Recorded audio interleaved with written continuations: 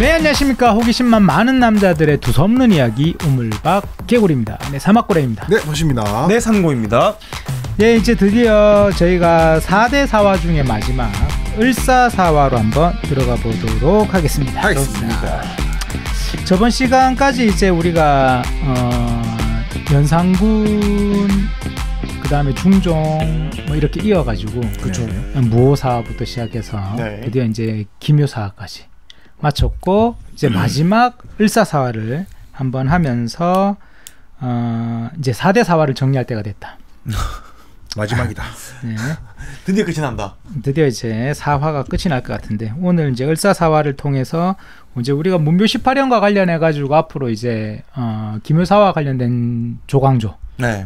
네, 그리고 그 다음으로 이어질 이연적, 이황, 네. 김인우, 이제 이 사람들이 이제 이 을사사화까지 다 연결되어 있는 사람들이기 때문에 을사사화를 한번 정리해봐야겠다라는 생각이 듭니다. 네. 그렇습니다. 자, 이제 과연 기묘사화가 이제 중종 때 일어났었고, 중종은 자신의 세력으로 키우려고 했던 조광조가 선을 넘었다. 그래서 이제 제거하게 되는 이제 중종의 기묘사화. 이제 이렇게 되고 나서 또 다시 어떤 세력의 구도가 바뀌게 될 건가?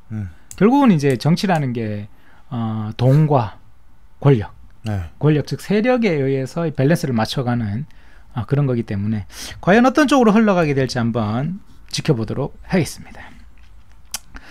이 중종은 저번 시간에 말했다시피 원래 이제 부인이 있었어요. 네. 연산군 자기 형님이 이제 왕이었기 때문에 자기는 이제 그 당경왕후 신씨라는 거창 신씨죠. 부인이 있었는데 왕이 되고 나서 갑자기 부인을 7일 만에 내쳐야 되는 상황이 생겼죠. 네. 그 자신을 왕으로 만들어준 박원종 막 이런 무리들 때문에. 네. 그리고 나서 참 재밌는 일이 있는데 그러고 나서 부인을 이제 새로 왕비를 드려야 된단 말이죠. 그렇죠. 왕비를 드려야 되니까 왕비로 간택된 사람이 누구냐 하면 장경왕후 윤씨예요. 파평 윤씨죠. 윤씨. 이제 장경왕후 윤씨라고 하면 우리가 생각이 나는 사람이 있어야 되죠. 유님. 예. 왜 이 윤씨가 그 당경왕후 신씨가 폐위되고 이 장경왕후 윤씨가 왕비가 되었을까? 윤씨. 그렇죠. 폐비윤 씨는 뭐가 있나? 그 이제 성종, 그러니까 우리 아버지, 네. 나는 이제 중종이죠. 그 뜻하지 않게 왕이 된 중종이고 원래 우리 형님 연산군이 있었어. 우리 형님이 다 못됐어도 나한테는 잘해준 형님이 있었단 말이야. 그치, 연산군이 그치. 있었단 말이야. 맞아요. 그러니까 이제 이 중종과 연산군의 아버지가 누굽니까? 중종과 연산군의 아버지. 그렇죠. 성종 아니에요, 성종. 태종태세. 성종. 우리 저번 시간까지 이렇게 했었는데 성종이죠, 성종. 성종. 근데 이제 성종은 원래 이제 윤씨 왕비가 있었죠. 근데 폐비가 됐잖아요. 네. 네. 근데 폐비된 윤씨는 하만 윤씨였단 말이야. 하만 윤씨. 그리고 이 하만 윤씨의 아들이 연산군이었고, 그러니까 이제 연산군이 몇 살 안 됐을 때 이제 그 자기가 원래 데리고 있던 그 폐비 윤씨를 몰아내고, 그 저번에 그런 얘기도 했잖아요. 이제 이 원래 왕비가 그 전까지 사람이 성격이 실록에도 보면 너무 착하고 좋은데, 근데 연산군을 놓고 나서 갑자기 변했다. 네. 막 성종한테 막 몹쓸 얘기도 하고 막 그랬다. 맞아요. 혹시 이건 아마 산후 우울증이 아닐까 막 그런 얘기도 했었잖아요. 맞아요. 그러다 보니까 이제 이 하만 윤씨였던 왕비가 폐비되고 나서 그 다음 왕비가 된 사람이 정현왕후 윤씨였단 말이야. 이 정현왕후 윤씨가 파평 윤씨야. 파평. 이 정현왕후 윤씨의 아들이 중종이지. 그죠? 네. 그러니까 연산군하고 중종은 아빠는 같지만 엄마가 다르잖아. 네. 그러니까 중종의 엄마가 파평 윤씨란 말이야. 정현왕후. 그런데 이제 이 중종의 엄마도 자기가 왕비인데 어쨌든 이제 내가 왕비인데 내가 왕비일 때 놓은 내 아들이 왕이 됐으니까 좋을 거 아니야. 그렇겠죠. 연산군 때문에 생각도 못 하긴 했지만. 근데 어제 왕이 됐는데 그 기존에 있었던 이제 신씨가 폐비가 되니까 왕비를 새로 우리 아들의 부인, 네. 지금 현재 왕비를 새로 뽑으려면 누굴 뽑겠어? 같은 파평윤 씨. 그렇죠, 그렇죠. 그래서 장경왕후 윤 씨가 왕비가 된다고. 그리고 이게 중종이 원래는 연산군이 있었기 때문에 동생이니까 왕이 될 거라고 생각 안 했잖아. 그렇죠. 왜 사가에서 지냈을 거 아니야, 궁궐이 아니라. 네. 그때 자기도 그러면 이제 공부도 하고 내가 비록 우리 형님이 왕이긴 하지만 공부도 하고 교우 관계도 이렇게 지내고 해야 되는데 그때 자기 같이 공부했던 친구가 하나 있었어. 그게 윤임이야. 윤임. 누구냐면 장경왕후 윤 씨의 누구? 오빠? 그렇지. 오늘 좀 힘든데 오늘?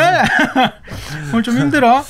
자 어쨌든 그러니까 우리 엄마랑 같은 그게 이제 집안 사람이잖아. 이제 네. 우리 엄마랑 같은 파평윤 씨고 네네. 내가 밖에 있을 때 같이 공부했던 이제 이 장경왕후를 그러면 가까운 사이니까 네. 불러드리는 거죠. 그럼 왕비로 채택이 되겠죠. 또 채택이 되고 그리고 이제 중종이 이제 왕이 되고 나서 이게 조선시대 때는 이 얘기가 긴데 조선시대 때는 비와 빈이라고 불러요. 비빈. 비빙이요? 비빈. 비빈. 비빈. 비빈. 그게 내명부죠. 내명부. 이게 궁궐에 안 사람들의 그 계급을 나타내는 내명부라는 게 있다고. 그중에 제일 높은 게 비야. 그리고 빈이야. 장희빈 할 때 빈. 그렇지, 그렇지. 희빈 장씨야. 희빈 장씨라서 장희빈이라 불러. 오케이? 오케이. 대충 이해했어요. 오케이. 그러니까 왕비가 있고, 네, 왕비. 그 희빈 같은 빈이 있다고. 그러면 비는 비랑 빈을 비교하면 어떻게 돼요? 비가 높다고 봤어. 그렇지. 비자는 무조건 왕의 부인한테밖에 못 붙여.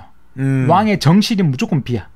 근데 내가 뭐 죽고 뭐 남편이 죽었어. 내 아들이 왕이 됐어. 네. 그러면 나는 그래도 왕비잖아. 네. 근데 전대 왕비니까 대비야, 대비. 그러니까 대비마마. 그 대비가 되는 거지. 큰 비. 그 현재는 왕비. 그리고 왕의 후궁은 빈이라고 부른단 말이야. 빈. 근데 빈인데 빈이 많을 거 아니야. 그렇겠죠. 그러니까 이제 헷갈리잖아. 네. 그래서 뭐 경빈, 희빈, 창빈 뭐 이런 식으로 이제 이름을 붙여가지고 부르는 거지. 오케이? 네. 오케이.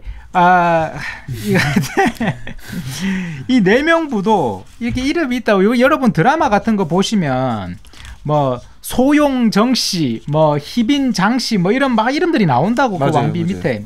그게 계급을 나타내는데 어쨌든 왕비가 아니라 비는 정일품이야. 정일품. 비는 정일품. 그 다음에 귀인이라고 부르면 종일품이지. 근데 우리가 예전에 그 드라마 뭐였지? 그 드라마 그 김혜수가 나오고 여러 왕자들이 경합을 해서 우산이라는 말의 그 옛날 말이라고 얘기했는데 본 것 같은데 그 드라마 갑자기 기억이 안 나. 거기 보면 김소영 막 이렇게 그 왕의 후궁 중에 한 명 그 소용이라고 부른다고. 소용. 소용이 정상품이야. 그러니까 후궁이라는 제도죠. 그 왕비가 아닌 후궁이잖아. 네네네. 후궁은 종사품부터 정일품까지 계급이 있다고. 그래서 수건, 뭐 수건 김씨 종사품. 그럼 정사품으로 올라가면 소원 김씨. 그럼 이제 내가 소원이었다가 또 계급이 올라가. 그럼 수경. 수경에서 또 계급이 올라가면 소용. 그 올라가면 수기. 그 다음 올라가면 소위, 그 다음 올라가면 귀인, 그 다음에 귀인에서 최고로 높아지면 빈이 된다고. 빈. 그래서 희빈 장씨, 그래서 장희빈 이렇게 부른다고 우리가. 그러니까 빈은 정일품 굉장히 높은 거죠. 빈은 엄청나게 후궁 중에서도 최고 높은 빈이죠. 빈. 오케이? 그리고 이제 우리가 상궁이라 그러잖아요. 네. 상궁은 오품을 얘기해요. 정오품. 정오품, 상궁. 이렇게 내려옵니다. 그래서 정 9품까지 있고 그 밑으로 이제 우리가 흔히 이야기하는 궁궐 나인 뭐 이런 게 있는 거야. 들어본 것 같아요. 그렇죠. 그래서 보통 뭐 한 10살 무렵에 들어와서 허드렛 일을 하는 나인들이 있고 그러면서 이제 정 5품까지 올라가면 엄청 잘 올라간 거야. 그것도 상궁. 근데 그 5품에 상궁까지 올라가는데 왕의 눈에 띄어가지고 임신을 했다? 그럼 상궁마마. 상궁마마. 이제 그렇게 해서 이제 쭉쭉 올라가는데 어쨌든 우리가 무슨 빈이라고 나오면 이 사람 굉장히 높은 사람이다. 드라마, 영화 같은 거 볼 때 왕비가 될 수는 없었지만 이제 그 왕비와 권력 투쟁을 할 수 있는 사람들. 그리고 차기 왕비의 후보로 한번 내가 마음 먹어볼 수 있는 사람들이다. 이렇게 되는데 비벼볼 수 있다. 비벼본다. 그럼 중종 때도 빈이 있었을 거 아니야. 네. 그렇겠죠. 빈들이 있었죠, 그죠? 네. 그 빈들이 있었는데 가장 강력한 빈이 좀 있었어. 그게 겸빈 박씨. 경빈 박씨. 그 다음에 희빈 홍씨. 그 다음에 창빈 안씨야. 근데 이 사람들이 이제 전부 다 왕비가 되기 위한 경합에 눈이 이제 빨갛게 되겠지. 그 중에서도 경빈 박씨가 중종이 딱 중종 반정 일어나서 1506년에 중종이 될 때 궁에 들어와서 이제 후궁이 된 사람이 경빈 박씨야. 왜 그러냐면 연산군 때 네. 채용사라고 해서 흥청망청 들어봤잖아요. 네. 그때 이쁘다고 뽑으려고 했던 사람이야. 근데 집안이 너무 한미해. 그래서 중종이 왕이 되고 후궁으로 들어왔는데 중종 입장에서는 내가 원래 밖에서부터 사랑하던 우리 와이프 단경왕후 신씨 네. 7일 만에 내쳐지고 그렇죠. 뭐 뜬금없이 갑자기 새로 왕비 뽑아야 된다 그러고 네. 그럴 때 후궁으로 들어왔는데 보니까 인물이 연산군이 탐했을 정도로 이쁘면 얼마나 이쁘게 겸빈 박씨한테 홀라당 간 거지. 그래서 중종의 아들 중에 가장 먼저 태어난 아들은 복성군 즉 겸빈 박씨 아들이야. 그러니까 1506년에 중종 반정으로 왕이 됐잖아 중종이. 네네. 그런데 복성군은 1509년에 태어나. 경빈 박씨한테. 3년 만에. 그렇지.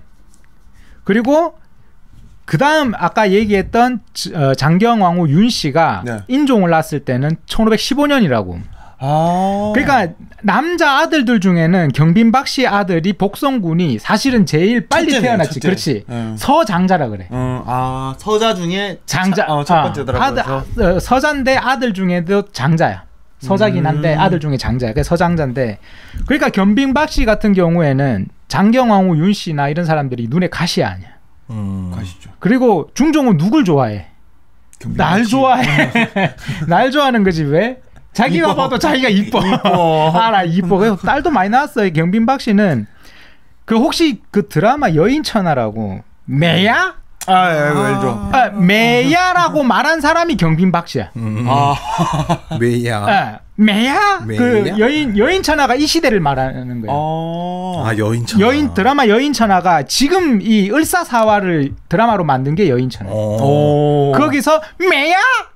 라고 한 게 경빈 박씨야. 다시 봐야겠다. 재밌겠다. 그러고 화면 멈추잖아요. 다음 화로. 그렇지. 그 도지원이었나? 배우 도지원이 아마 경빈 박씨로 나왔을 텐데.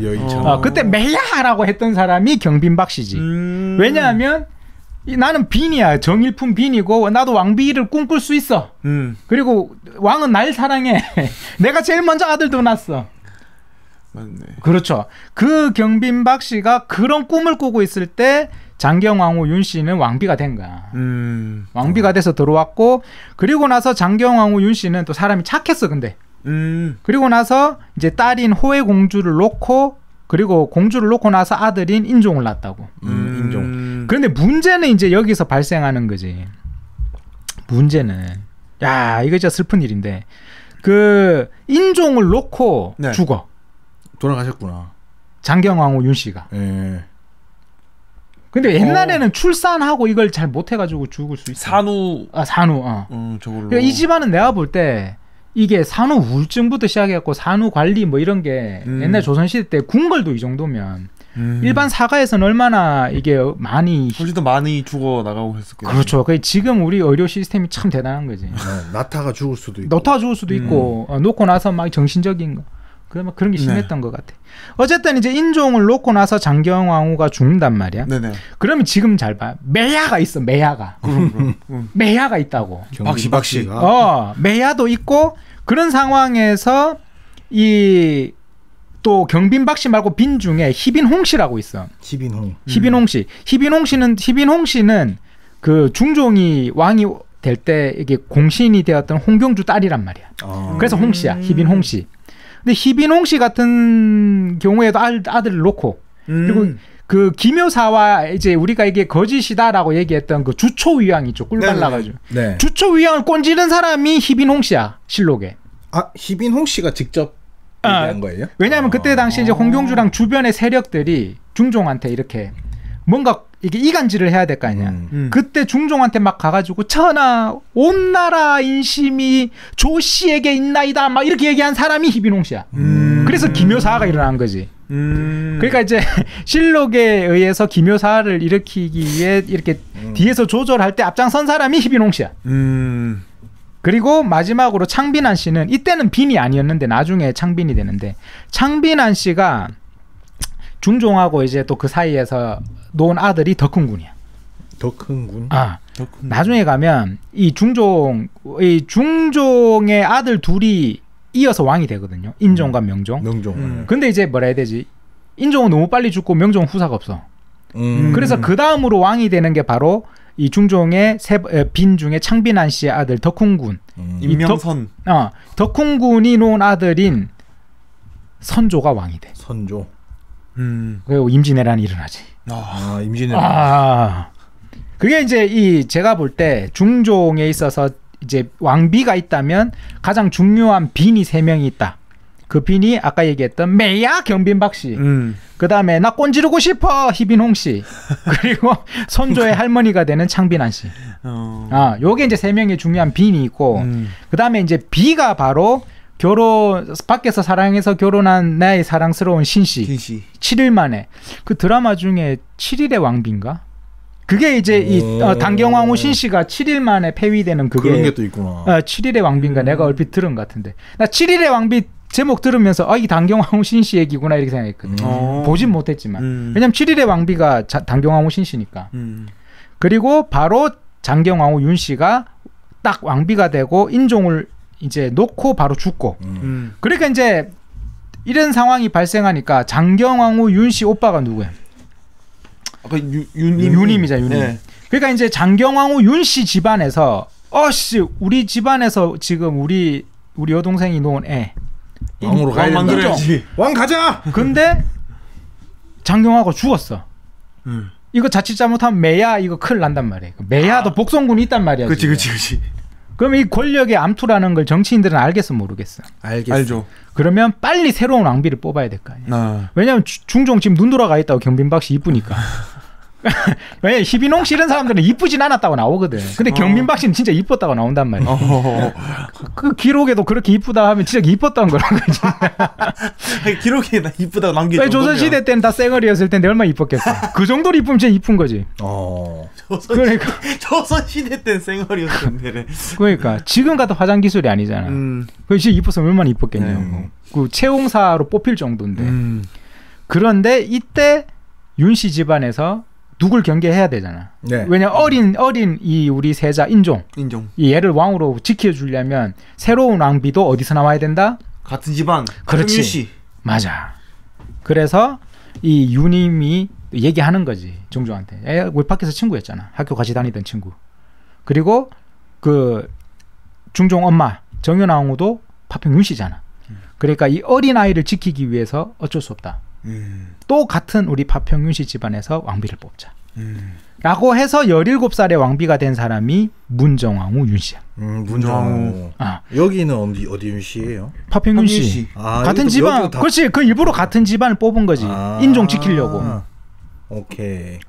근데 이 17살의 문정왕후 윤씨가 보통 여자가 아니었던 거야. 그 실록에도 기록이 나오잖아. 성격이 강하나요. 아주 막 거칠단 말이야. 17인데 거칠다고. 막 후궁들 불러놓고 내 당신들 지켜보겠어 막 이런다고.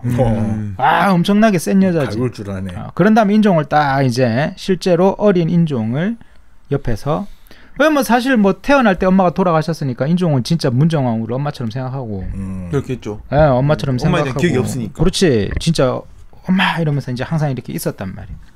근데 진짜로 이게 참 기묘한 일들이 일어나는 거지.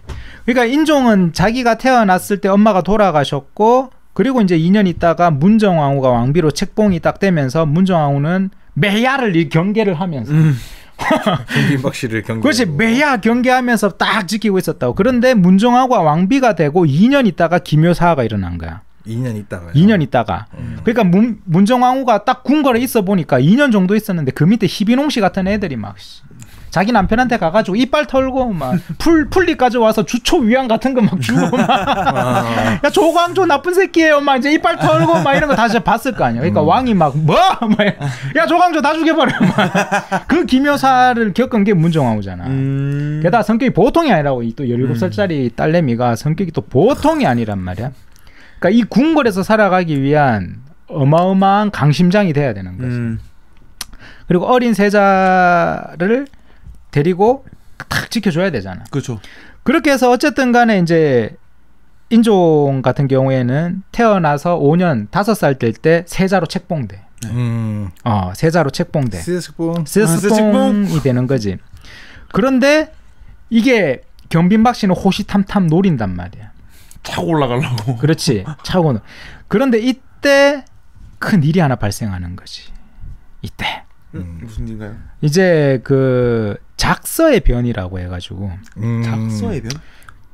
쥐를 불로 짖어가지고. 네. 이렇게 막 숨겨둔 거야. 주술처럼. 쥐를요? 쥐를. 그게 서가 쥐서자거든요. 작은 우리가 지질 작자란 말이야. 불로. 그 쥐를 불태워가지고 이렇게 막 동궁 이런데 그 원래 세자가 거처하는데 주변에다가 막 이렇게 막 나무에 매달아 놓고 막 했다고. 왜 그런 거지? 주술 같은 건데 옛날 조선 시대에는 진짜 계속 나옵니다. 주술 같은 그런 것들이. 뭐. 샤머니즘. 아니 사실은 뭐 주초위양도 주술 아니야? 그런 개념이죠. 그렇지. 그러니 궁궐은 이런 거 한번 일어나면 뒤집어진단 말이지. 왜냐하면 이게 뭐 용모를 꽂다 뭐 이런 게 되니까.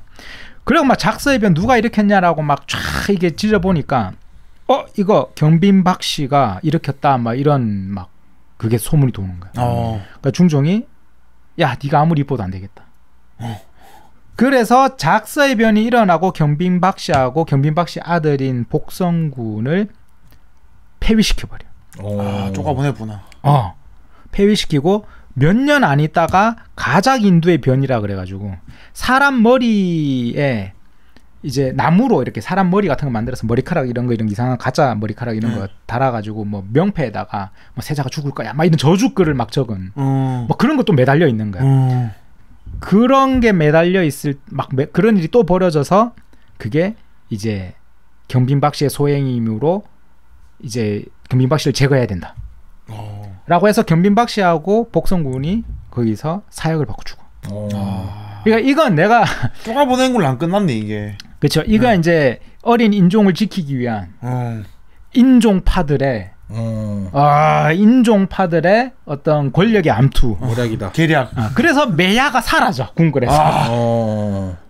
철두철미하지. 매야가 사라지는 거야. 그러면 박평윤 씨 입장에서는 이제 뭐 견제할 게 크게 없네 또 이제. 근데 더 큰 일이 발생해. 경빈박 씨하고 복성군을 제거했더니 진짜 문제가 생겼어. 뭡니까? 문정왕후가 시집 온 지 17년 만에 애를 낳은 거야. 아들을 낳았나? 아들을 낳은 거지. 그게 34세 아들을 낳네. 34세. 근데 이게 지금은 34세 넘는 거 상관없는데. 그렇지. 조선시대 때 34시면 노산이란 말이야. 노산 아닙니까 진짜. 이거 난리가 나버린 거야. 궁궐이 뒤집어진 거지. 게다가 이제 아들을 놓은 거야. 문정왕후 욕심 좀 나겠는데. 문정왕후는 이제 인종은 내 아들이 아니다. 내 진짜 아들을 올려야겠다. 그렇지. 아들. 내 진짜 아들이 왕이 되어야 된다. 욕심 좀 나겠는데. 그러니까 이제 궁궐이 양파로 나눠지기 시작해. 그러면 인종이랑. 그렇지. 영종. 장경왕후 집안, 그 장경왕후 오빠 유님, 유님과 그 당시 최고 권력자 김알로 뭐 이런 사람들이 한 팀을 먹어. 인종을 보호하자 팀. 왜냐하면 이제 뻔하잖아. 경빈박 씨 없어졌단 말이야. 이제 뭐라고 해야 되나? 이제 새로운 세력이 또 발생한 거잖아. 그런데 문정왕후가 아들을 낳았단 말이야. 그러니까 문정왕후가 근데 장경왕후랑 문정왕후는 또 친척이야 서로. 같은 윤씨잖아. 그 친척을 들였는데 친척끼리 이제 난리가 난 거지. 그러니까 이제 문정왕후 집안에서 집안 싸움이. 문정왕후의 동생들이 있단 말이야. 문정왕후의 동생 누굴까? 윤원. 그렇지. 윤원 형제. 윤월로 윤원형. 딱 이 형제들이 또 한 편을 먹은 거야. 근데 장경왕후 집안이 더 그 큰 어른이잖아. 맞아. 인종 보호파가 더 큰 어른이잖아. 윤임이 더 위에 형님이니까. 그러니까 이걸 대윤이라 그래. 그리고 문정왕후 지금 이제 애 갓 놓은 문정왕후를 이제 이 파들을 소윤이라고 부른 거지. 그렇지. 대윤 소윤으로. 이게 이제 심각해지는 거야 이거. 파가 나뉘었다. 파가 나뉘는 거야 이제. 집안 싸움이네. 그리고 중종도 이제 나이가 들었단 말이야. 사실 이제 중종 29년에 이제 문정왕후가 애를 낳았다고. 중종 29년에. 그러니까 중종도 자기가 처음에는 내가 뭐 되고 싶어 왕 된다 할 때로부터 29년이나 지났어. 그렇게 궁궐에 들어온 지 내가 왕 된 지도 29년. 그럼 중종도 사실 왕으로서 그 짬밥이 이제 엄청난 거야. 그치. 29년이면 어마어마한. 어마어마한 거지. 자기는 이제 조광조도 다 내쳐봤고 할 거 다 해본 사람이야. 그런데 문정왕후가 34살 때 애를 낳았는데 그 귀엽게 산 귀엽겠어. 귀엽죠. 기가 막힌 거야 이거. 그리고 이미 인종은 많이 컸단 말이야. 그렇게 귀엽지가 않아. 징그럽지. 징그러 이제. 귀엽지가 않다고.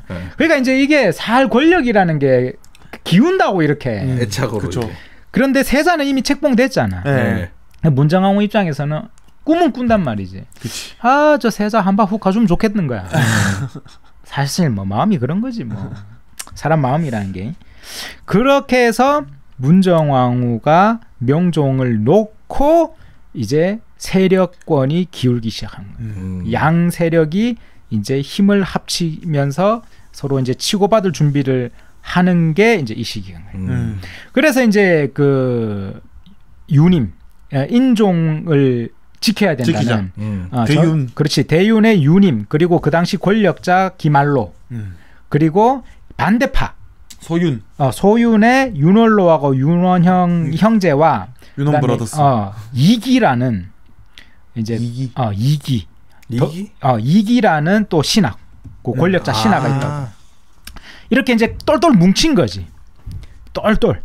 기말로 같은 경우에 이제 중종의 눈에 왜 들어왔냐면 뭐 물론 원래 그 기말로는 그 조광조하고 같이 개혁했던 사람이란 말이야. 조광조 쪽 사람이었어. 원래.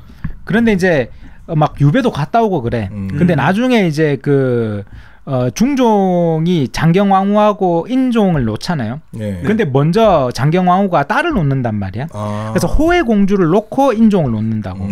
근데 그 호해공주를 누구랑 결혼시키냐면 기말로 아들이랑 결혼시켜. 사돈이겠네. 그래서 기말로하고 중종이 사돈지간이 되는 거야. 네. 그래서 1521년에 호해공주하고 그 기말로의 아들 김몽룡이 결혼을 해서 기말로가 이렇게 뭐라 그러지? 이걸 외척이라 그러나? 공주의 시아버지. 시아버지. 예. 그래서 나중에 막 그 이 결혼할 때도 재밌어요. 그 혹시 시집살이 할까봐 중종이 부른다고 기말로를.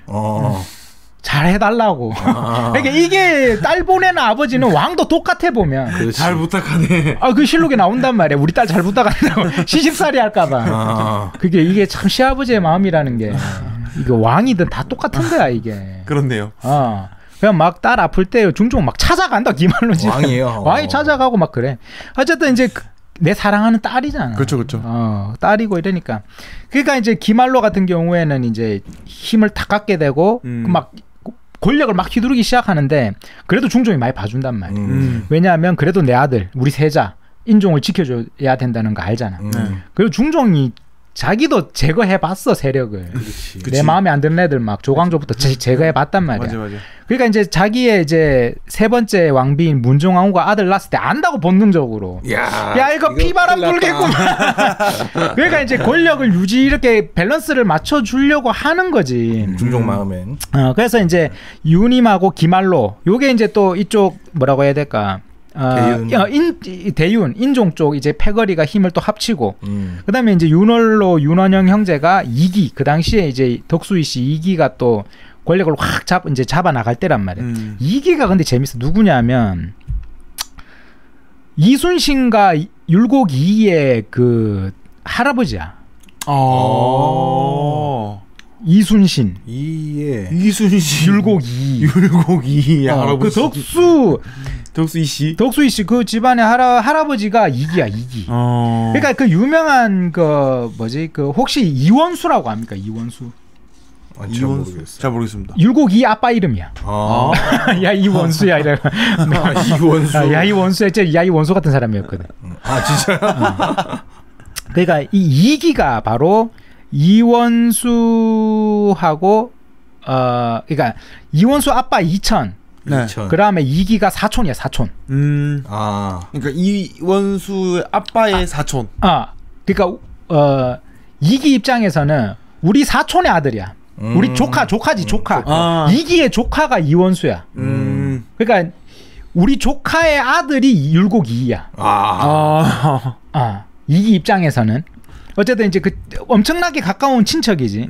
그래서 옛날에 이제 그리고 이때 그 율곡 이이가 태어나 있었어. 그러니까 이제 심사인당이 자기 남편이 이제 맨날 과거 시험도 안 하고 공부도 막 척 안 하고 막 이러니까 그러니까 이제 자기 이원수 입장에서는 나중에 이기가 영의정이 된단 말이야. 그러니까 야 나 그 우리 저 삼촌한테 한번 찾아가 보면 안 돼? 왜냐하면 이기가 엄청난 사람이니까 이때 당시 막 소윤파에 나중에 또 소윤이 이기잖아. 맞아요. 게다가 또 소윤파의 또 엄청난 핵심 인물이니까 이원수가 막 찾아간다 할 때 말려 심사임당이 가지 말라고 이기한테 가지 말라고. 심사임당 알았어. 나중에 몰락한다는 걸. 아 그래요. 저렇게 잡은 권력은 곧 무너진다. 잘못하면 우리 집안이 멸문주의를 당할 수도 있다. 나중에 실제로 그렇게 돼 이기 집안이. 그러니까 이제 이원수가 이기한테 안 가게 되는데 어쨌든 이 집안은 이렇게 돼. 율곡 이와도 친척이고 그리고 또 이 집안에 또 후손이 또 이순신이야. 그러니까 나중에 뭐 이순신하고 이기는 같은 동시대 사람이니까 나중에 이순신이 묵가 급제했을 때 율곡 이가 부르거든. 그러니까 이순신이 당신은 왜냐하면 자기는 무인이잖아 이순신이. 묵가 합격했고 그 당시 율곡 이가 국방부 장관이었단 말이야. 병조 판사였을 거야 아마. 그래서 이제 이순신 덕수이씨 야 이순신 불러 오라 그래. 그러니까 이순신이 그때 같은 집안 사람인데 상관님으로 갈 수 없다 이러고 안 가. 이 집안이 그래 이 집안이. 지조 있다. 지조 있는 집안이 보통 집안이 아니란 거지. 어쨌든 이기가 바로 그 덕수이씨 집안의 얘들의 할아버지 뻘 되는 사람이야. 율곡 이와 이순신의. 굉장한 집안이었다. 굉장한 집안이지. 그래가지고 이제 하여튼 뭐 그래 하여튼. 그러니까 이렇게 싸움이 붙게 되는데 이제 이때 중종이 드디어 생을 마감하면서 진짜 일이 터지는 거지. 중종이 이제 사라졌다. 중제자가 사라졌다. 그치. 왜냐하면 그래도 중종이라는 사람이 왕이고 밸런스를 맞추고 이제 차기 대권을 향한 권력이 지금 딱 팽팽하게 모여 있단 말이야. 이제 대통령 선거 1년 전이란 말이야. 그러니까 지금 민주당하고 국민의힘하고 지금 이제 막 이제 자기 대권 후보가 막 붙었는데 여야가 붙었는데 두 대권 후보자가 서로 친척이야. 이거 막 그래서 이제 뭐 대윤파 소윤파 된 거지 지금. 그런데 대통령이 갑자기 죽어버린 거야. 갑자기 서거하셨어. 지금 이제 대통령 선거 바로 치러야 되는 거야. 국가 비상사태가 발생한 거야. 그래서 이제 중종이 1544년에 드디어 승하를 한 거야. 그런데 다행히 인종이 세자 책봉인 상태였고 그렇지. 중종이 죽기 전에 그 명종에게 준다 뭐 이런 말도 안 했어. 그러니까 자연스럽게 장경왕후 윤씨 대윤파가 인종이 왕이 되면서 권력을 탁 잡아버린 거야. 그렇지. 그러면 이제 이때부터 대윤이 해야 될 일은 뭔가? 디펜스 해야지. 디펜스. 인종의 걸림돌이 될 만한 걸 막아야 될 거 아니야. 그렇죠. 그래서 문종왕후 윤씨 제가 하려고 하겠어 안 하겠어? 하겠죠. 근데 이게 또 기가 막히네. 인종이 왕이 되는데 인종이 근데 왜 인자겠어? 인자해서. 인자해서. 인종이 인자해. 인종이 왕이 되면 그냥 왕도 자기 어머니가 살아 계시면 그러니까 인종 입장에서는 사실 문정왕후가 자기 어머니가 자기를 놓고 돌아가셨잖아. 그렇죠. 그리고 문정왕후가 사실 인종을 키운 거야. 그렇죠. 진짜 엄마 같겠지. 진짜 엄마 같아. 근데 문정왕후는 인종을 진짜 아들로 생각한다 안 한다? 안 한다. 왜 내 새끼가 있으니까. 그러니까 인종이 맨날 찾아간다고. 그러니까 왜냐하면 아침에 왕도 똑같단 말이야. 양반들이랑. 아침에 일어나면 문안 인사를 하고 간다고. 데뷔 전에. 딱 가면 문정왕후가 막 울어. 왕께서는 우리를 죽이시겠죠. 막 그러고 막 이제 뭐 그 유님파들이 날 죽이려 하는데 내가 어떻게 가만히 앉아만 있나요? 막 힘들어한단 말이야. 그러니까 인종이 막 그 앞에 떼양볕에서 막 그 어머니 화가 풀릴 때까지 떼양볕에서 무릎을 꿇고 앉아 뭐 머리를 조아렸다. 막 이런 연려실 기술에 물론 연려실 기술이 야사긴 한데 어쨌든 이제 이런 기록이 있을 만큼 그 정도로 이제 했다. 어머니의 마음을 달래주기 위해서 노력했어. 그리고 인종은 바로 이제 그 문정왕후 동생들인 윤월로 윤원영을 승진도 시켜준다고. 걱정하지 말라고. 승진도 막 시켜줘. 그런데 진짜 이게 문제가 생기는 거야. 인종의 그 이렇게 인자함이라는 건 사실 어떻게 보면 중종의 아들로 태어나서 또 그만큼 1515년에 태어났잖아요. 네. 그러면 사실 중종 10년에 태어난 거거든. 그리고 중종 39년에 승하했단 말이야. 네. 그러면 약 29년 동안 얘는 세자 교육을 받은 애야. 그렇지. 29년 동안. 그럼 배울 만큼 이때 29년 동안 세자 교육 받을 때 이 인종의 스승이 누구였냐면 이현적이야. 이현적. 이게 조광조 다음으로 할 문묘 18년이지. 그리고 이때 궁궐에 또 누가 있었냐면 태계 이왕이 있었다고. 태계가 있었구나. 그리고 또 한 명의 태계 이왕의 친구이자 또 한 명의 문묘 18년인 하서 김인우도 이때 궁궐에 있었다고. 그러니까 사실 뭐라고 해야 될까? 중종 때 사실 인물들 중종 때만 해도 이 문묘 18년이 3명이나 지금 궁에 있었던 시절이고, 그리고 그 중에서도 막 그 이현적 같은 사람 인종의 스승이었단 말이야. 그러니까 이현적 같이 이런 살림의 아주 큰 이제 성리학자 같은 사람이 인종도 가르치고 했으니까. 그러니까 참 이게 또 힘들지. 근데 어쨌든 이제 그 인종이 이렇게 애가 착하고 그 이현적 같은 사람은 공부도 배우고 이렇게 해서 큰 사람이 되리라고 생각했는데 너무 슬픈 일인. 뭐가 일어납니까? 6개월 혹은 7개월 요 정도만 하고 갑자기 죽어버려. 7개월 임기를 끝으로 돌아가셨다. 1년도 못 해보고 갑자기 죽어. 그래, 이것 때문에 독살설이 나더라. 맞아. 이것 때문에. 인종은 과연 문정호가 뭐 떡을 줬다 했나? 그런 야사가 있지. 떡을 그걸 먹고 나서부터 시름시름 앓기 시작하더니 바로 죽지 않지. 시름시름 앓게 돼. 이게 우리나라 역사에서 보통 죽기 전에 있는 일이야. 먹고 시름시름 독초 같은 거 뭘 탔겠지. 근데 이게 뭐 아니라 하는 것 같더라고요. 근데 뭐 이게 갑자기 죽어서 너무 드라마틱하니까 너무 드라마틱한 일에는 우리가 또 이렇게 스토리를 넣게 되고, 문정왕후가 또 사실은 또 원체 대단한 여자기도 하고 성격이. 어쨌든 이제 갑자기 죽으니까 갑자기 대윤들이 이제 큰일 났다. 진짜 큰일 났죠. 큰일 난 거야. 인종이 갑자기 죽었어. 그리고 죽기 전에 마지막으로 한마디 한 게 내 동생 명종이 왕이 되라 이거야. 그게 유언이야. 그러니까 문정왕후가 명종을 왕으로 딱 올리는 거지. 근데 명종이 이때 12살이었단 말이야. 너무 어리잖아. 수렴청정. 맞지. 우리가 역사 최초로 한 수렴청정이야. 문정왕후 때부터 한 거야 이게. 왜냐하면 뭐 예를 들어서 우리가 중종 때도 중종이 아니라 중종의 아버지 성종도 어린 나이에 왕이 됐잖아. 그때도 이제 어머니가 대비가 했단 말이야. 근데 그때랑 문정왕후랑 했을 때는 뭐가 다르냐면 수렴을 한 사람은 문정왕후야.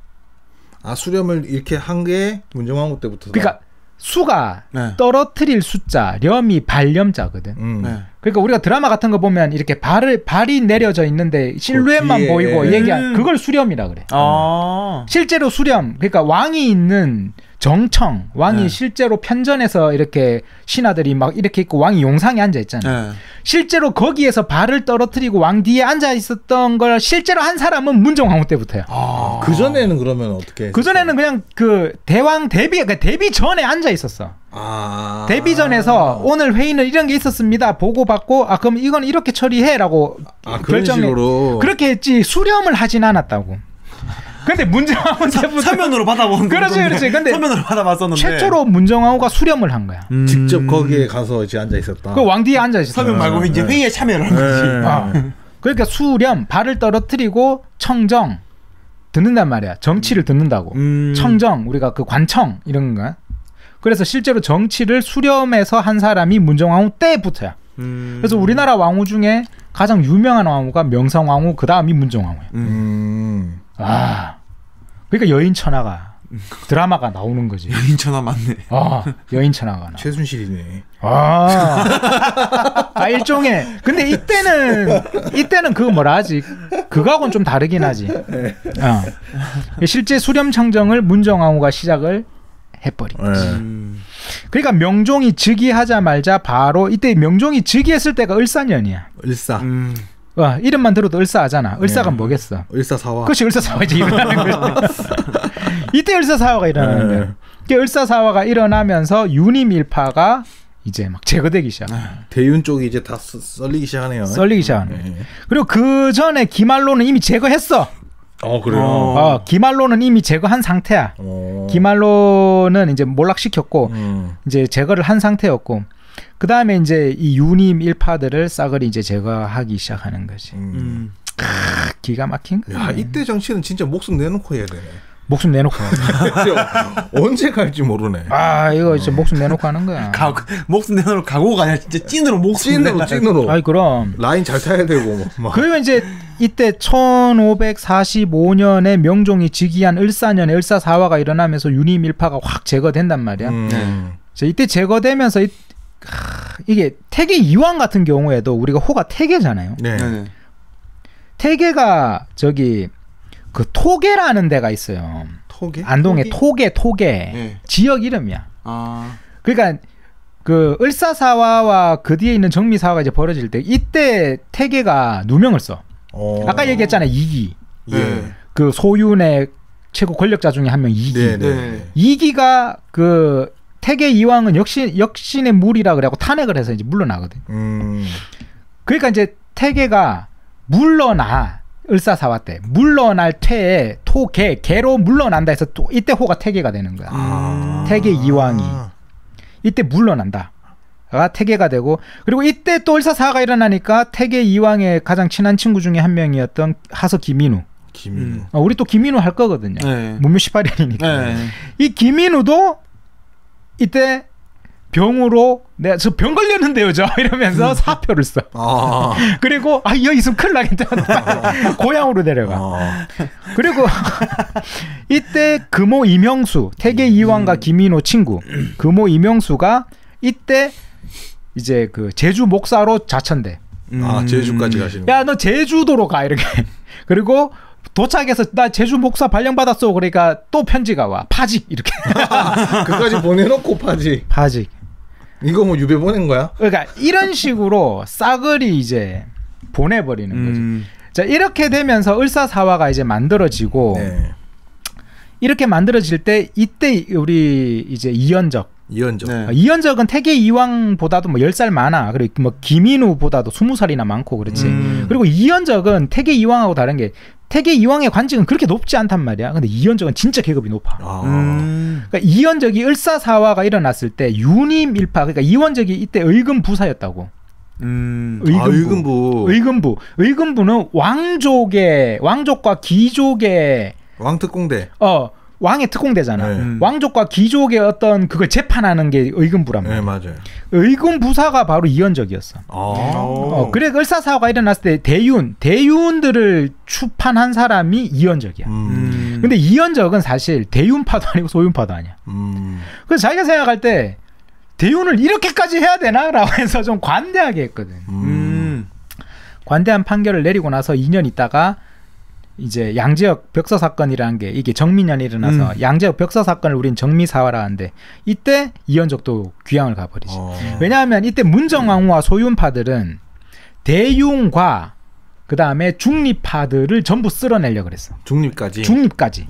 왜냐하면 중립도 확실히 우리 편이 아니잖아. 그렇죠. 그러니까 소윤의 잔인함은 여기서 나와. 확실히 우리 편 아니면 다 죽여버리겠다. 다 죽여버리겠다. 그래서 이때 이연적, 이황, 김인우, 이명수 이런 대윤이 아닌 사람들도 대윤의 일족이라 몰려서 파직되거나 사사받는 일이 생겨서 사화라고도 부르는 거지. 어쨌든 근데 이건 대윤과 소윤의 싸움 맞아. 네.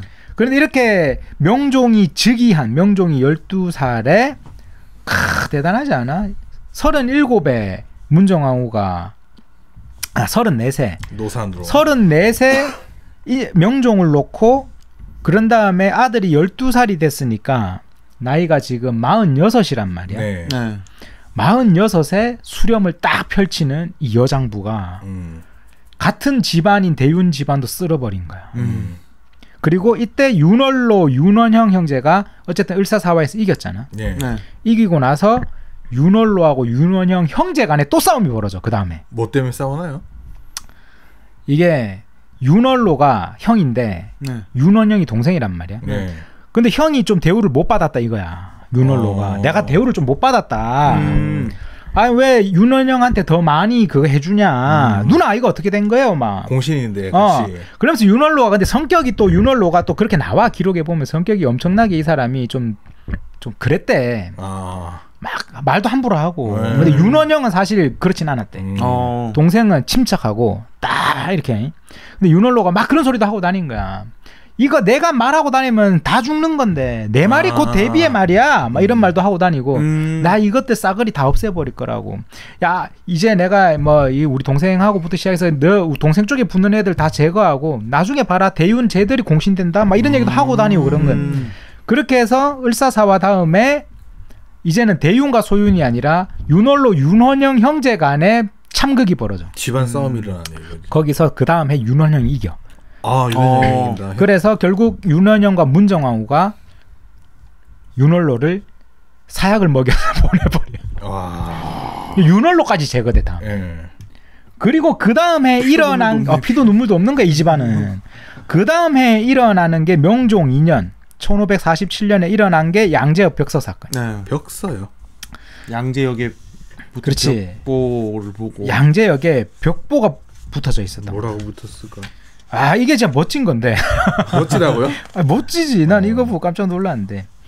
이때 이제 정원각이라는 사람이 이제 그 되게 높은 사람이야. 부제학인데 정원각이 이제 자기 딸을 시집 보내는데 자기 딸이 전라도로 시집을 가는 거야. 그러니까 이제 역이라는 말이 있잖아요. 지금도 역이라고 하니까 이제 그 전라도로 가는 그 역까지 이제 배웅을 하러 나갔는데 그 양재역까지 이제 배웅을 하러 보냈단 말이야. 딱 나갔더니 그 양재역에 벽서가 붙어 있었던 거야. 네. 여주. 여자의 주인 주자. 위로는 여주가, 아래로는 간신 이기가. 그 여주니까 이거 뭐 해석하면 여왕으로 해석해도 돼. 문정왕후가. 여왕. 여왕이 위에서 정권을 잡고 간신 이기가 아래에서 권세를 농간하고 있으니. 나라가 장차 망할 것을 서서 기다릴 수밖에 없다. 어찌 한심하지 않은가. 이 벽서가 붙은 거야. 여주. 여인천하. 여인천하. 그 드라마 여인천하에서 이 윤원영, 소윤의 윤원영, 자기 형까지 제거하고 문정왕후와 함께 세력을 장악한 윤원영이 바로 그분이잖아. 부덕교. 이덕화. 덕화 형님 윤원영으로 나오잖아. 여인천하의 이덕화가 윤원영이거든. 매야 이 도지원이고. 그리고 윤원영의 부인으로 정난정이 나오지. 정난정이 누구냐면 이제 윤원영의 부인으로 나오는데 원래 그 기생이었나 그랬을 거야. 원래 천인인데 되게 이뻤나 봐. 그 나중에 이제 그 윤원영의 본처가 돼. 그리고 문정왕후 궁궐에 드나들면서 문정왕후한테도 샤바샤바 잘해서 나중에 막 일품 벼슬을 내려받아 궁궐에서. 그게 정난정이야. 그래서 문정왕후, 정난정, 그 다음에 경빈박심 이렇게 해서 여인천한 거야. 그때 당시 조선을 휘잡았던 여자들. 그러네요. 여인천하. 그 드라마 여인천하가 그게 다시 보면 이거 알고 보면 재밌다고. 이해되겠다. 이해가 되지. 그렇겠네요. 이해가 돼. 네. 그러니까 정난정이 이제 돌아가신 그분이잖아. 내가 돈이 없지 그 가오가 없나했던 분. 아 영화제에서. 성함이 생각이 안 나요. 그죠. 하여튼 이제 어쨌든 이제 이렇게 양재역 벽서 사건이 딱 붙고 이거를 이제 정원각이 벽서를 가지고 간 거야. 궁궐에. 그치. 그리고 나서 딱 문정한테 보여주는 거지. 여왕이 여주가 권력을 잡고 이기가 간신이 돼서 권력을 하니까 이 나라가 망하겠다라는 게 붙었잖아. 네. 이때 이제 드디어 을사사화가 일어나고 2년 있는 정민년에 양재역 벽서 사건이 일어나면서 이때 이제 윤원영과 문정왕후가 생각한 거지. 양재역 쓸어? 야 잔당까지 쓸어버리자. 마지막 잔당까지 다 쓸어버리자. 라고 해서 일어나서 싹 보내버리는 거야. 싹 다. 네가 했지. 그렇게 탈탈 털어서 보내버리지. 무섭다. 그렇게 해서 궁궐에 사람이 없었다라는 말이 전해질 만큼 다 털리니까. 다 털려. 요까지 한 100여 명이 막 그랬다는. 그렇죠. 그렇게 해서 궁궐에 사람이 없고 공무원이 없는 거야. 청와대에 공무원이 없어. 다 사약 받았어. 다 저기 뭐 충주교도소 이런 데 들어가 있어. 아무도 없어. 전부 다 검찰청이 조사받고 있고 밖에서 소리 지르고 있고. 이때 이현적도 귀양 가가지고 가 있었고. 그리고 이때 금호 이명수 이왕의 친구 금호 이명수도 이때 사약을 받아. 그리고 딱 사약을 받으면서 금호유명수가 나 근데 내가 윤인가 도대체 무슨 관계냐 이러면서 나 왜 죽어야 돼? 이때 아마 14잔인가 뭐 18잔을 마셨다 그랬나? 사약을요? 사약을. 아무리 마셔도 안 죽어가지고. 그래갖고 이제 그 이렇게 목 졸라 죽는 걸로 죽었는데. 그래서 금호유명수가 자기 아들 불러가지고 글을 배우지 마라. 그리고 나서 아니다. 글은 배워라. 과거를 보지 마라. 이러고 돌아가신 분이 금호유명수지. 이 금호유명수라고 하면 제가 사실 이분을 굉장히 좋아하거든요. 이분이 태계 이왕 친구인데 이분이 태계 이왕한테 쓴 편지가 있어요. 제가 이 편지를 너무 좋아합니다. 금호유명수는 제가 이게 막 사약을 아무리 들이마셔도 안 죽은 것처럼 진짜 이게 문신임에도 불구하고 엄청난 무인의 기질이 있었던 분이거든요. 이분이 쓴 시가 이거야. 태계 이왕한테 야 태계 이왕 넌 너무 뭐 물론 태계 이왕보다 나이는 좀 어려. 근데 이제 같이 공부했던 성균관에서 공부했던 친구니까. 근데 이 사람 호방하거든. 이런 편지를 쓰지. 산에 눈이 하얗게 쌓일 때 검은 멧돼지 옷을 입고 흰 깃이 달린 기다란 화살을 허리에 차고 팔뚝에는 100근짜리 활을 걸고 철총말을 타고 채찍을 휘두르며 골짜기에 들어서면 긴 바람이 일어 초목이 진동하는데 느닷없이 큰 멧돼지가 놀라서 길을 헤매고 있을 때 활을 힘껏 잡아당겨 쏴 죽이고 말에서 내려 칼을 빼어 이놈을 잡고는 고목을 가져다 불을 넣고 기다란 꼬챙이에다 그 고기를 구우면 기름과 피가 지글지글 끓으며 뚝뚝 떨어지는데 고기를 걸상에 걸터 앉아 안주로 먹으며 큰 대접에 시원한 술을 가득 부어 한 잔 마시고는 얼큰하게 취할 때 하늘을 올려다보면 골짜기의 구름이 눈이 되어 취한 얼굴 위를 비단처럼 펄펄 스친다네. 이런 맛을 자네가 아는가? 맛있겠다. 돼지고기 지글지글. 이게 금호유명수였단 말이야. 호방하네. 호방하지. 호연지기가 있는 사람이야. 그러니까 사약을 14잔이나 먹고도 안 죽는 거야. 사약 14잔. 그러니까 이게 금호유명수 같은 사람도 이때 가버리는. 갑자기 군침 도네. 이때 태계 이왕 이때 태계도 퇴계가 돼. 하서 김인우 이때 물러나. 이현적 이때 가 죽어. 그러니까 이때 문묘 18년들 다 나가는 거야. 이제. 야, 이 빡세네. 이게 빡센 거지. 그리고 이제 아까 얘기했던 그 이기. 이기와 이현적이 근데 참 희한하다. 이현적은 아까 대윤의 기말로하고는 원수지간이거든요. 근데 사실 이기의 은인이 이현적이야. 사실 이기가 문인이면서도 무인이었거든요. 이기가. 네. 무술도 엄청 잘해. 그러니까 그 집안 이순신이 나온 거야. 이 사람 여진족 정보나는 사람이 이기거든. 근데 이기가 장인어른이 부정부패를 한번 저질렀어. 아하, 장인이. 그러니까 연자제에 걸린 거야. 그러니까 이기는 정말 뛰어나. 그러니까 이현적이 이기를 볼 때마다 너무 안타까웠어. 왜냐하면 이제 이기는 이현적보다 사실 나이가 뭐 한 15살 정도 많단 말이에요. 많은데 이현적이 동생 입장에서 봤는데 저 형님 너무 멋진 형님인 거야. 능력도 특출해. 근데 이현적이 검찰총장일 때 대사원이었어.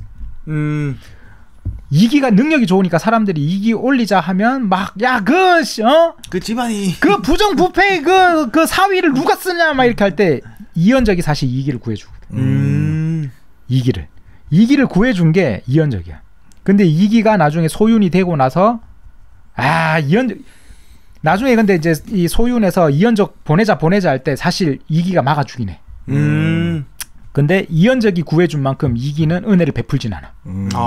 그게 좀 아쉽지. 그게 좀 아쉬워. 맞아요. 하여튼 이게 이제 그 소윤의 이월로, 윤원영, 이기 이 사람들이 대윤을 견제해서 일으킨 을사사화.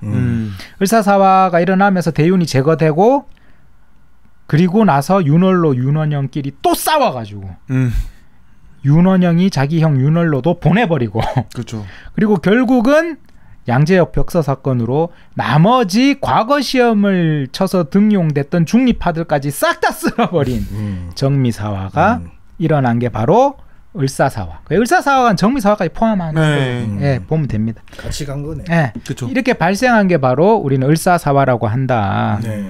그리고 조선시대 때 가장 많은 왕비를 배출한 집안 파평윤 씨. 파평윤 씨. 이 파평윤 씨 집안에서 아주 피눈물 나는 여인천하. 여인천하부터 시작해서 피눈물 나는 권력에 그게 있었다. 근데 참 이게 우리가 봐서 알지만 참 그래요, 그죠? 이게 무섭다. 무섭죠, 사실은. 왕권이 뭐라고? 다 친척이고 사실 우습잖아, 사실 서로가 친척이고. 가족인데 가족. 다 가족이죠. 다 가족이고 사실 뭐 어떻게 보면 뭐 파평윤 씨든 아니면 뭐 우리 저번에 얘기했잖아요. 연산군 때 박원종이 그 막 그랬다고. 박원종이 우리 집안이 어떤 집안인지 알아? 막 우리 할머니가 그 세종대왕 왕비에 다 그 친척이잖아, 전부. 다 사실 다 연결되거든요, 이렇게. 왕족. 다 왕족이 친척되고 막 다 연결되는데 권력의 앞에서 이렇게 참 항상 이 변이 일어나더라. 변이 일어난다. 참 안타깝습니다. 지금 시대를 돌이켜 보게 되면 이렇게 거미줄처럼 또 엮인 또 어떤 권력의 뒷배들이 또 항상 지금의 정치를 또 이끌어갈 것이고. 맞습니다. 철학이라는 것이 어디까지 우리가 관통될 것인가. 이것도 한번 바라보는 것도 우리 입장에서는 굉장히 중요한 일이 아닐까라는 생각이 또 드네요. 자, 이렇게 해서 하여튼 이제 좀 전반적으로 대충 한번 알아봤어요. 또 더 자세하게 알아보려면 사실 우리가 뭐 조광조도 해야 되고 이연적도 해야 되고 뭐 다 해야 되니까 인물로 가야죠. 이제 또 인물로 가야 되기 때문에 좀 큰 그림으로 이제 봤습니다. 네네. 좀 큰 그림으로 봤고 대충 이때 시대 이제 드라마나 영화 같은 거 좀 보면 이제 보일 거다. 느낌이 다르겠네요. 느낌이 진짜. 좀 다르다 이제. 여인천하. 여인천하. 매야? 한번 보겠습니다. 매야 한번 보시면 딱 될 것 같습니다. 자, 이렇게 해서 한번 4대 4화까지 마무리하고 이제 다시 문묘 18년 다음 시간에는 이제 조광조부터 이제 인물로 한번 들어가 보도록 하겠습니다. 그럼 조광조, 이연적, 그다음에 이황, 김인우 뭐 이런 식으로 쭉 이어질 것 같은데 이렇게 해서 다음 시간에 다시 문묘 18년으로 이어지고 조선의 4대 4화 한번 알아봤습니다. 자, 이렇게 해서 이제 마치고 다음 시간 또 찾아뵙도록 하겠습니다. 좋습니다. 자, 인사드리고 마치겠습니다. 다 같이 인사드리겠습니다. 감사합니다.